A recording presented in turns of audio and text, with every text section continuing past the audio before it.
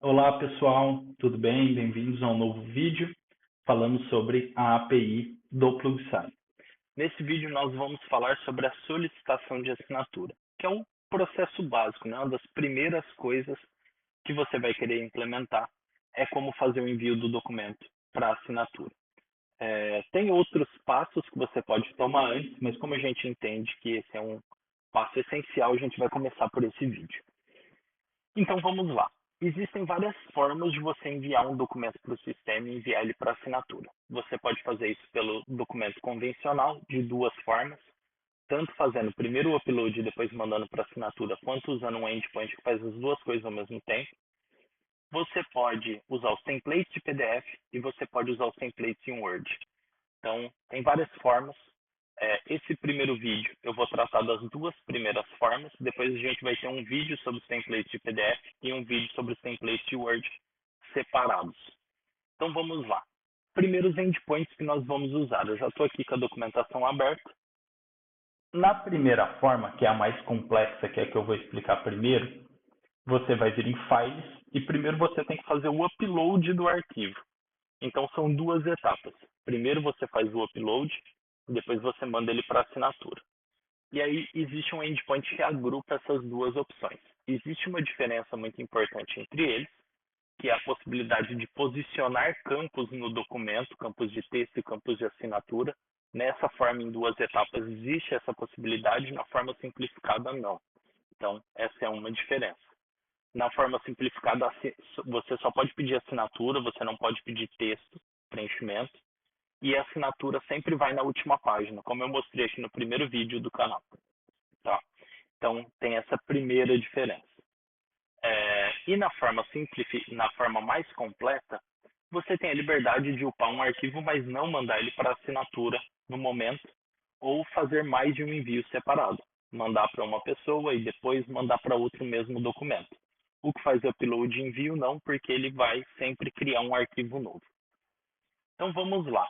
Nós vamos usar dois endpoints. O primeiro endpoint é este upload file aqui, que é /api /files/upload. Ele é um endpoint bem simples de usar, porém tem alguns detalhes. O primeiro é o tipo de documento que você vai enviar. Então é sempre PDF, Office ou, no caso do PDF, tanto arquivo quanto base 64. Se for base 64, sempre se atente à versão do PDF e à estrutura do base 64. Se você não usar o formato correto da estrutura do texto do começo do base 64, você vai ter erro. Então sempre tem que começar com data application pdf, ponto vírgula, base 64, vírgula. Sempre tem que começar dessa forma aqui. Se você colocar só a hash, ele vai dar erro, tá? Então, tira um tempo para dar uma lida aqui na documentação. Se você tiver algum erro, confere, olha de novo, testa com outro formato de arquivo que o erro pode ser esse. E aí aqui os campos. Primeiro campo, pasta. Se você quiser organizar ele em pasta, não é obrigatório, senão ele vai para a pasta principal, como se fosse o desktop. Departamentos, se você quiser falar que esse arquivo só pode ser visível para alguns departamentos. Acessibilidade, o padrão, né, se vai ser público, privado ou para alguns departamentos.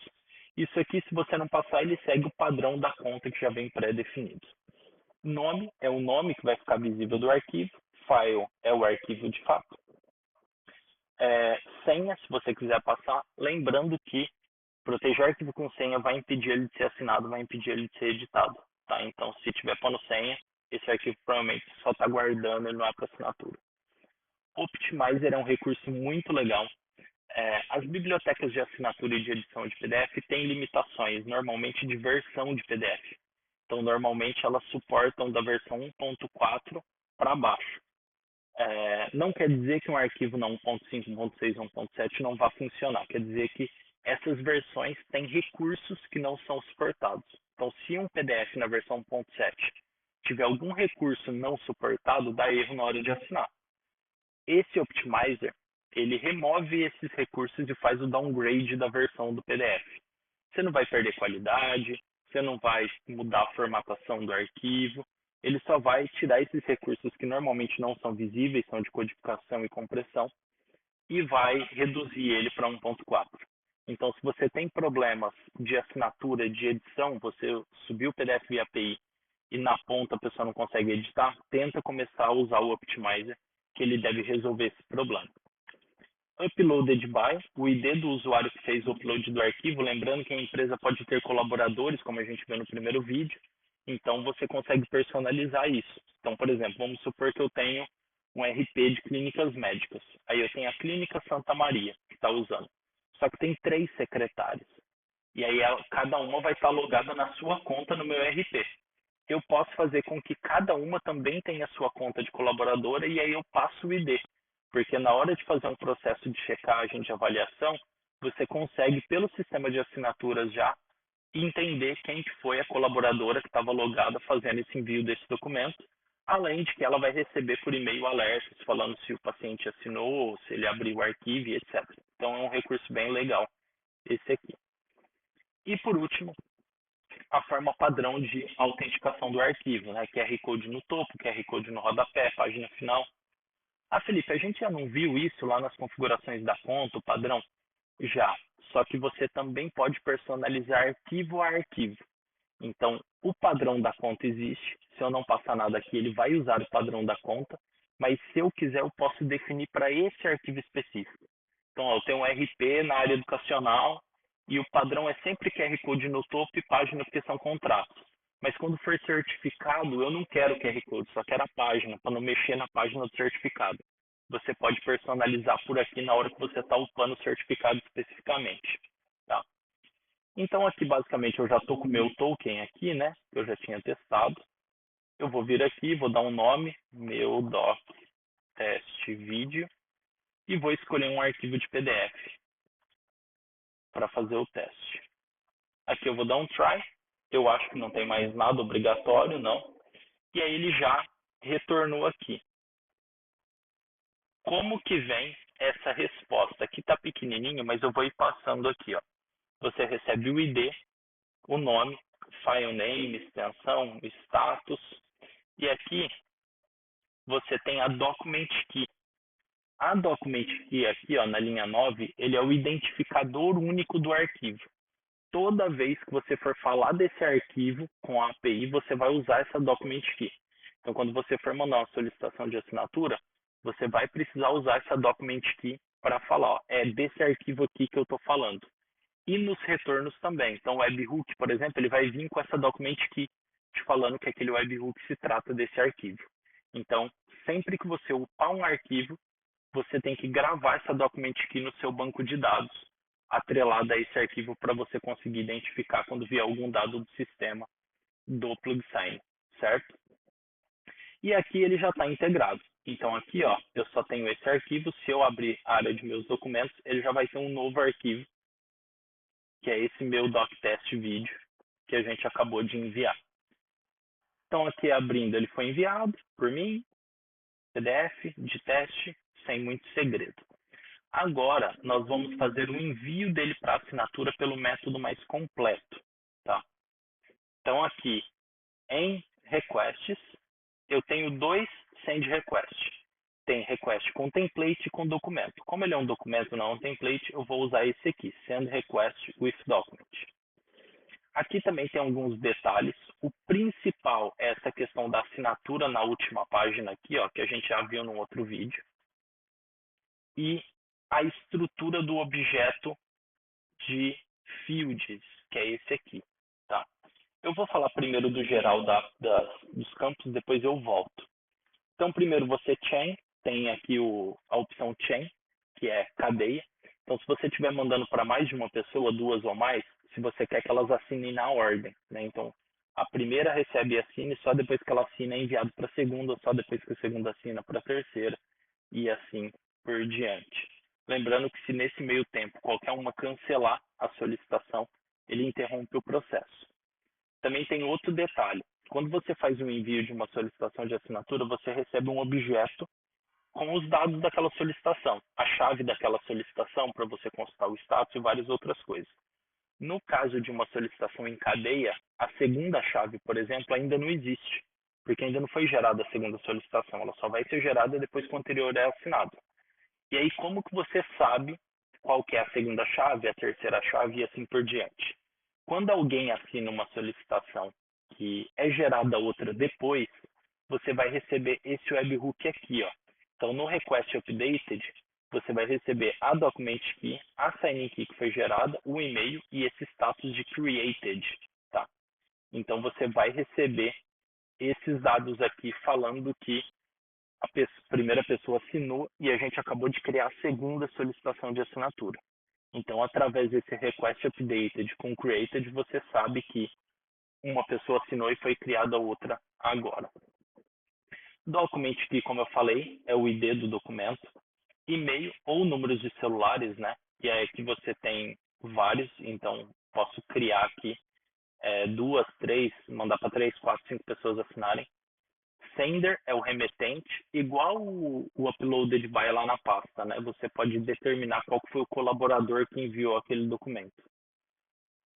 Subject e message é o assunto e o corpo do e-mail, uma mensagem personalizada dentro do corpo do e-mail. Parte do e-mail já é pré-definido, ele traz uma timeline de signatários, algumas coisinhas, mas você pode também colocar uma mensagem personalizada. Aqui tem template e-mail também. Expire date, então você pode definir uma data para expirar essa solicitação de assinatura, né? Então a pessoa só pode assinar até o dia 1º de fevereiro de 2025. Você coloca aqui, se a pessoa não assinar até essa data, ele cancela a solicitação e te devolve. Visit page é obrigatório por causa dos campos. A gente recomenda que sempre coloque 1000, tá? É um número genérico que funciona bem. Mas, basicamente, todos os tamanhos, o tamanho da assinatura, o tamanho de um campo de texto que você vai pedir, ele vai ser proporcional à largura da página. Então, por exemplo, se eu falar que a página tem 1000 pixels de largura e que a assinatura tem 500, a assinatura vai ocupar meia página. Se eu falar que a página tem 10.000 e a assinatura 5.000, também vai ocupar metade da página. Então, tem essa proporcionalidade. Normalmente 1000, para todos os exemplos que a gente dá aqui, funciona bem. Tá? Do month, a validade do documento que a gente já viu no primeiro vídeo. Se você quer selfie, se você quer o verso se você quer o documento de identidade. O objeto fields, que é um JSON que eu já vou explicar, vou tirar um tempo só para falar dele, que é aqui que você vai definir se você quer assinatura, se você quer e-mail, telefone ou algum outro dado da pessoa, em que página que você quer, como que você quer. Observers são os observadores, então você pode passar uma lista de e-mails para receber informações sobre o documento. Novamente, se você pulou o primeiro vídeo que a gente mostra no front-end, volta lá e vê, porque se você vê lá funcionando, você vai entender muito mais fácil aqui os campos na API.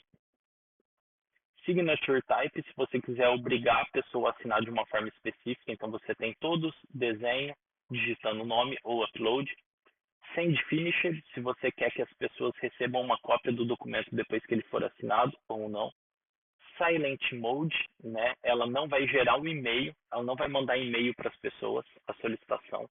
Ela vai te retornar o link para que você possa enviar do jeito que você quiser. Então, Felipe, eu já tenho aqui um serviço de mensageria, já tenho um serviço de SMS, eu quero só gerar o link e eu mesmo vou mandar para a pessoa e ficar responsável por controlar isso. Então, você pode ativar esse Silent Mode. Reminders, se você quiser enviar lembretes, então eu vou mandar por e-mail, já quero lembrar a pessoa por WhatsApp. Hoje, no dia 21 de janeiro, esse recurso ele ainda está em teste, não está funcionando muito legal, porque ele foi lançado ali na semana do Natal. Então, se você está vendo isso de fevereiro para frente, já deve estar tudo ok. E Double Auth, se você quer que a pessoa use dupla autenticação. Então, ele vai ter uma camada extra de segurança, porque além do link que ela recebe por e-mail, que você vai copiar e mandar para ela vai ter que confirmar o e-mail dela, a gente vai mandar um token para o e-mail para o WhatsApp, ela vai ter que pegar esse token e colar para continuar o processo. Então, isso é muito útil. Por exemplo, se você mesmo for mandar o link do documento para a pessoa, ou fornecer o link para o cliente, para o seu cliente enviar para o cliente final dele, e você quer essa camada de autenticação. Aí é algo bem bacana para você implementar e ter mais segurança no processo. Aqui, vamos falar agora do objeto fields, tá? E depois a gente vai fazer uma solicitação com esse documento que a gente acabou de enviar. O fields ele é um objeto composto por mais objetos. O objeto fields tem todos os campos de todos os signatários. E dentro dele a gente vai ter um objeto para cada signatário. Então, essa primeira abertura aqui é do objeto como um todo. Esse segundo é do primeiro signatário, que é até aqui. Então, aqui são os campos do primeiro signatário e aqui são os campos do segundo signatário. Então, existe essa diferença. Aí nós temos alguns tipos de objeto. Tem o objeto do tipo image, que é o objeto de assinatura. Temos o objeto do tipo text, que é só um preenchimento de um texto. Pode ser qualquer coisa. É como se a pessoa só estivesse digitando um texto no formulário. Pode ser nome, RG, CPF, data de nascimento, e-mail. Alguns campos têm uma validação padrão que o sistema faz. Tipo, CPF ele valida, e-mail ele valida, data ele valida. Se você criar algum personalizado, ele vai ser um campo de texto obrigatório simples. E temos o objeto do tipo rúbrica. A rúbrica é equivalente à assinatura. Qual que é a diferença? Rúbrica não tem página. O objeto de assinatura aqui, eu tenho que falar qual que é a página. Página 1. O objeto rúbrica não tem página porque ele vai replicar em todas. Então, se você está mandando um documento que você não sabe quantas páginas ele vai ter, depende do input do consumidor, você pode usar a rúbrica que ele vai contar as páginas e inserir em todas as páginas. O objeto do tipo image, você tem width e height, que é a largura e a altura. Então, para 1000 pixels de largura, a gente recomenda a assinatura de 200 por 75. E a posição x e y, que é basicamente aqui no eixo x e y, aonde que a assinatura vai ficar. Então, e aí você tem várias formas de calcular. Você pode usar alguma biblioteca para localizar a posição de alguma coisa. Se seu documento é fixo, você pode ir testando e ajustando até achar o ponto exato. Tem várias formas de você calcular. Em última instância, você pode fazer uma vez pelo front-end e depois listar essa solicitação pelo back-end para ver o que o próprio sistema aqui calculou. Legal. E o signature type, né, que nós temos aqui esse último endpoint signature types, você pode criar um tipo de signatário, tipo contratado, contratante, testemunha, e se você passar isso aqui, na hora que ele for criar aquela página no final, ele vai colocar ali, o João é o contratado, o contratante, o testemunha. O campo de texto é maior, né? Então ele tem o básico aqui, página, o tipo, largura, altura, posição, XY. O text é a label do campo, né? Então o nome completo, CPF, RG, é o título que vai pedir no formulário que ele vai preencher. Default, você pode já auto-preencher um valor por default. Então, eu já vou deixar alguns campos que eu tenho pré-preenchidos para agilizar. Então, eu já sei que o nome da pessoa na ponta é Felipe Santos. Então, eu não vou fazer com que ele preencha. Eu já vou deixar preenchido, se ele quiser, ele muda. E o validate data está conectado com esse campo de cima. O validate data, basicamente, ele fala assim, esse valor pré-preenchido você esconde e valida se ele vai digitar exatamente isso. Então, aqui como está 1, a hora que a pessoa abrir, não vai estar preenchido Felipe Santos, vai estar vazio. E se ele não preencher Felipe Santos, ele não vai conseguir prosseguir.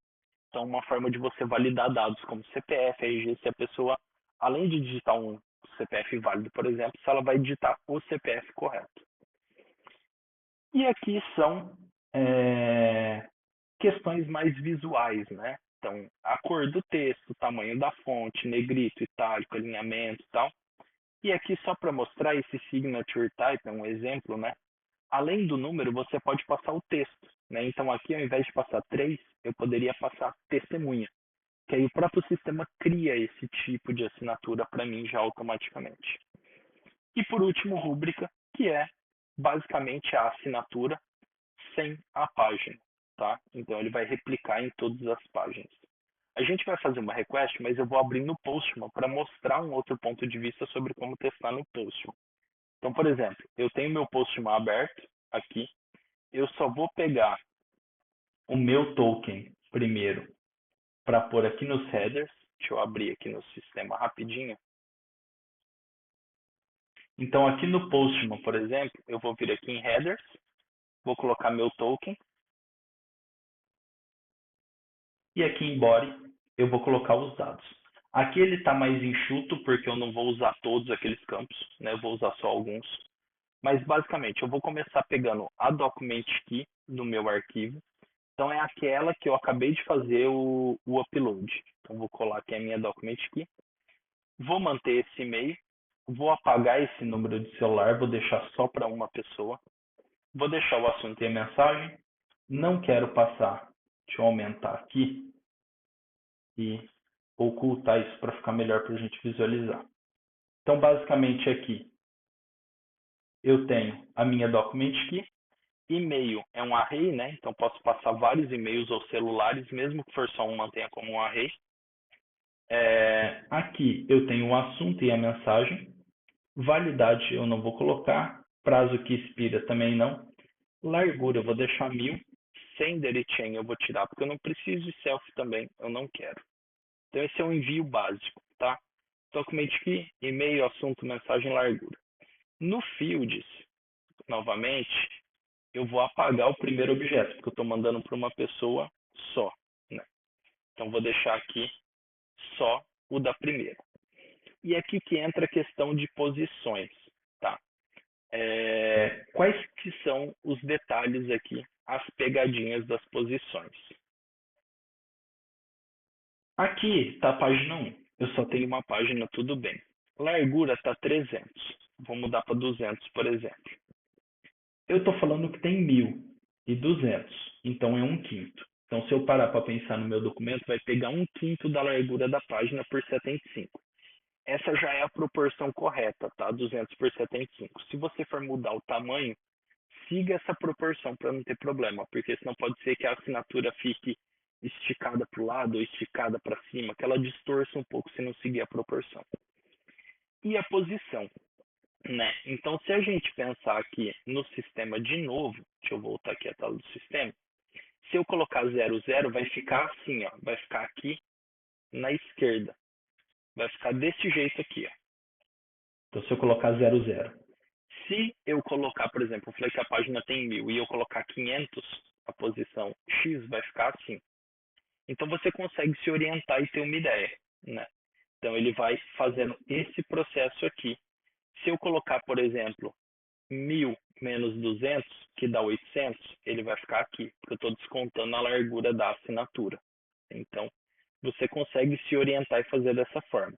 Eu vou colocar aqui, por exemplo, um valor genérico, vou colocar, tipo, 200 no x, y, vou colocar 500, que ele vai ficar um pouco para baixo, tá? Então, basicamente isso, tudo preenchido, eu clico em Send, ele vai fazer o envio. E aqui o que eu vou ter de resposta? Eu vou ter de cara a Signing Key. A Signing Key é a chave que fala sobre este pedido de assinatura especificamente. Então, se eu quiser saber da assinatura do contato para esse documento teste, é essa Signing Key aqui que fala sobre isso e eu posso usar em filtros e tal. Document Key, e-mail, assunto, as posições que eu defini e todos os outros parâmetros aqui que foram definidos. Então, eu já tenho aqui tudo que foi definido nessa assinatura, tudo pronto. E o status, ó, o status está pendente porque eu acabei de enviar. Lembrando que a gente já viu lá no front-end os status, né? Pendente, assinado, cancelado e recusado. Então está pendente, quando a pessoa assinar, ele vai ficar como signed, que já foi assinado. E aí, se a gente voltar aqui no sistema e atualizar essa página, a gente já vai ver aqui um alerta de que tem uma solicitação pendente, no histórico que foi enviado, e aqui a solicitação de assinatura que foi enviada. Tá? Então, já tenho aqui todas as informações, tudo que foi feito, e eu já posso acompanhar, se eu vier aqui, eu posso acompanhar o status. Tá? Então, se eu colocar aqui Felipe Santos, né? Ou o próprio nome do documento aqui, eu já tenho esse meu documento na pasta principal que foi enviado hoje. E aí depois, no vídeo de webhooks, você pode ver como que os webhooks voltam. Esse vídeo já está meio longo, então eu vou parar por aqui. Eu te aconselho a dar uma olhada nesse endpoint aqui, ó, dentro de Files, que é o Upload and Send Request. Tá? Então, esse aqui, ele consolida o upload com o envio. Não tem nenhum campo aqui que você não viu nesses outros dois. Tá tudo junto, só que, por exemplo, o Fields não tem. Ele sempre vai pedir assinatura na última página, então vai ter essa distinção.